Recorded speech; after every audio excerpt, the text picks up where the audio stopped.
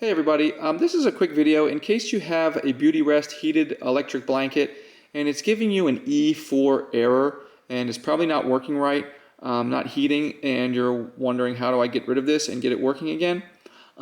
So first of all, the E4 error is like most of these errors, it's an electric connection error, but this one is specifically refers to that it's sensing there's a problem in the connection between the controller and the blanket.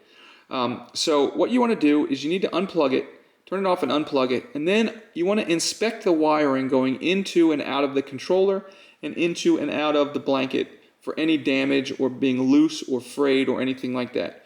And if you see anything kind of coming loose or coming frayed, you can just take some electrical tape and tape it up to keep it snug, keep it in place.